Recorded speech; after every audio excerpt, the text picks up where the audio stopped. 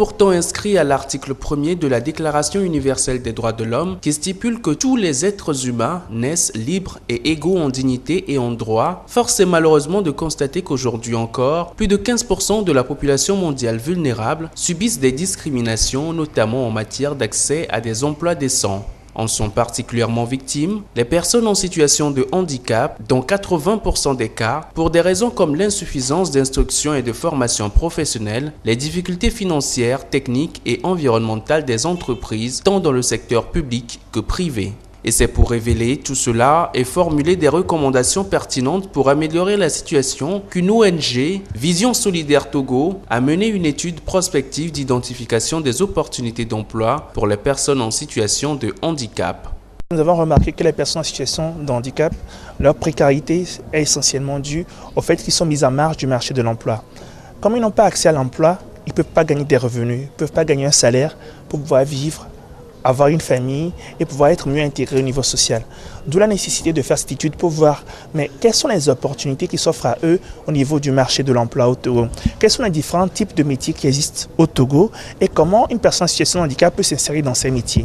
Donc l'importance de l'étude revient au fait que cette étude détaille, fait une cartographie générale des différents postes auxquels peuvent prétendre les personnes en situation de handicap qui vivent actuellement au Togo. Globalement, l'étude dit qu'une personne en situation de handicap peut tout faire.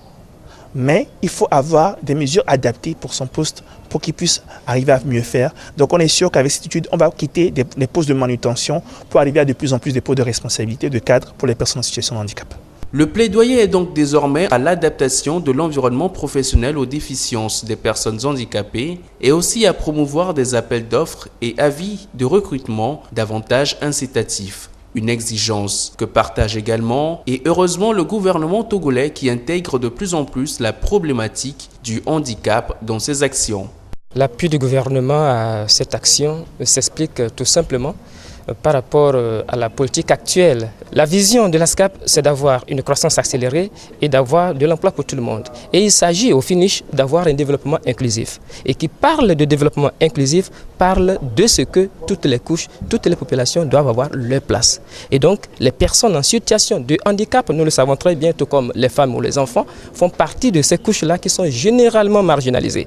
Donc, il s'agit à partir de cette stratégie maintenant, de cette politique, de faire en sorte que les personnes en situation de handicap aient désormais leur place, leur pleine place d'ailleurs, pour une pleine participation aux actions du gouvernement et de développement.